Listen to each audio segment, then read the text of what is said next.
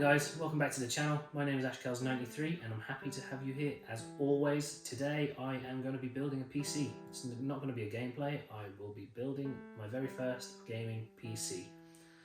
I've done a lot of research on YouTube, lots of online forums and things, and these are the parts that I decided on in the end.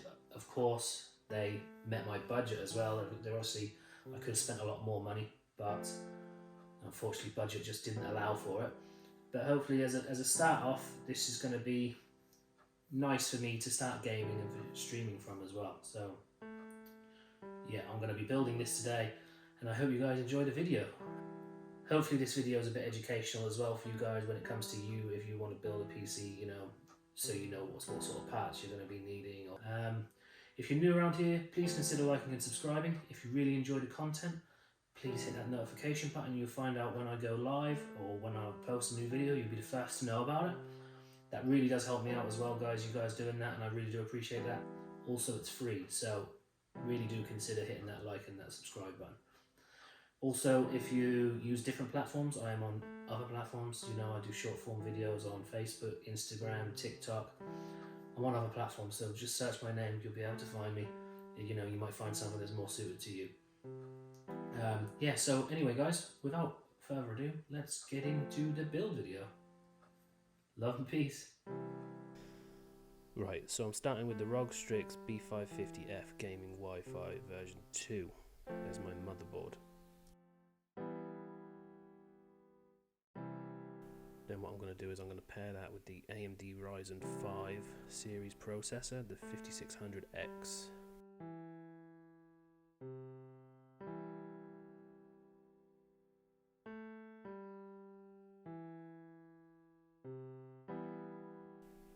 We're just going to slot that into the AM4 socket,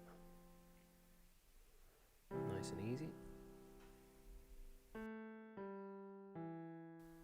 Close down the lever again, locking that in place.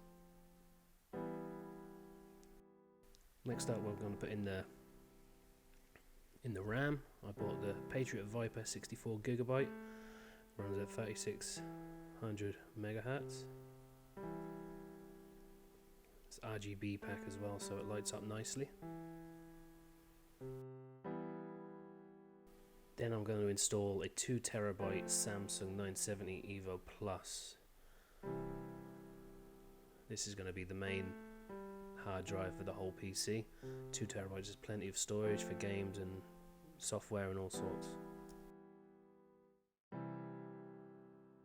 That just goes down nicely. You take off the cover and then pop it into place and then secure it with the tiny little screw that comes with the motherboard.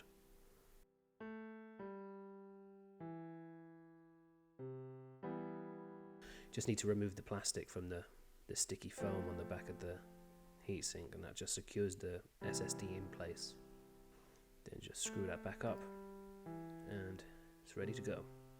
While I had the motherboard in front of me and easy to maneuver, I decided to start the preparations for the cooler that I'm going to be using. I'm using an all-in-one liquid cooler.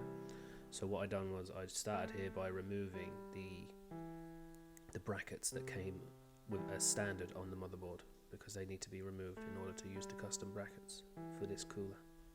Just need to put in these space screws then, and that allows the cooler to be fastened to the motherboard right above the CPU.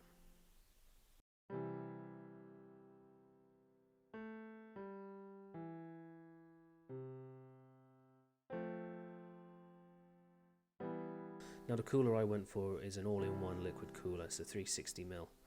It's the Deepcool LT720. Plenty of room for it in this case, and I just really like the look of that infinity mirror design on the pump itself.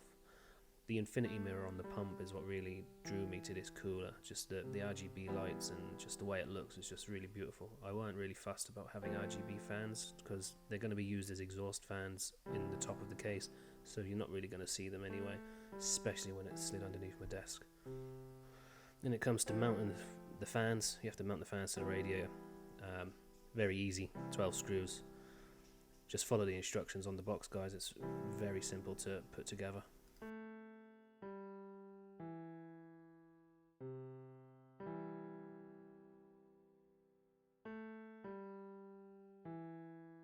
Here I'm starting to mount the motherboard inside the case. As you can see, I've got a few cables already in place, just so I knew roughly where they were going to be, just because I sort of cable managed as I was going with this, because I didn't want it to be a big mess, you know, for my first build. I wanted to try and keep it nice and clean as possible. Just line the motherboard up with the inputs and outputs to the back of the case, and then screw in the 9 screws, then she's secure.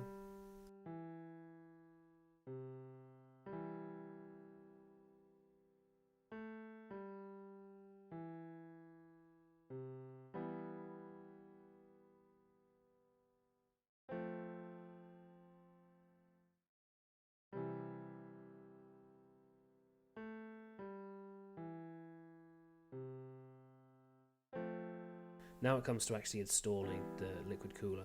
Now I started with the pump. You can take the faceplate off of the pump, which is just really handy, just slots on magnetically. Done this as well in a cross pattern when I screwed it down. That's what I was told to do from the videos that I watched. Then mounted the radiator into the top of the case, also very easy with the case on its side.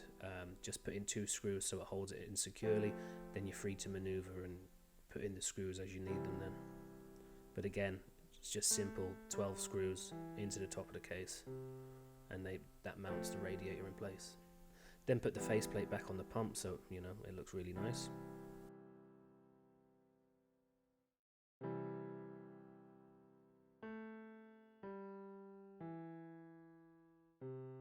The power supply unit I've got is fully modular. It's the ROG Strix 850 watt 80 plus gold rating, and with it being fully modular, it's just incredible. Just so easy to put in the cables that you need instead of having loads of leads that you're just not going to use.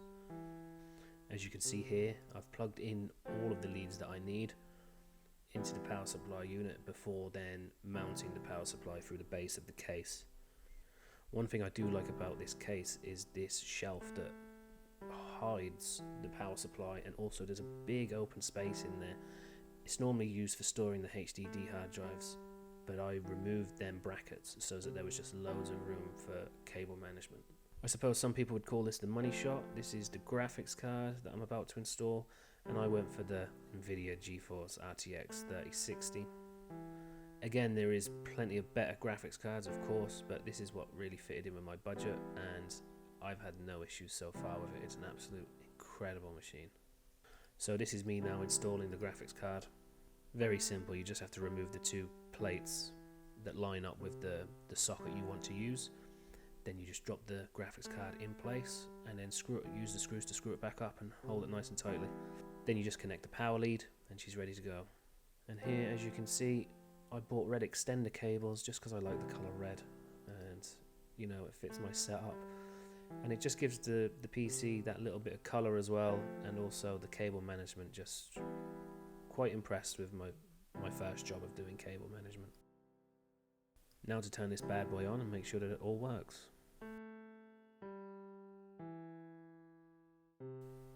So that was my first PC build. I hope you guys enjoyed the video. Let me know what you think down in the comment section. Please leave a like if it helped you out. Let me know if you learned anything. Let me know if you think I can improve on anything. Thank you guys, and I'll see you in the next one. Peace and love.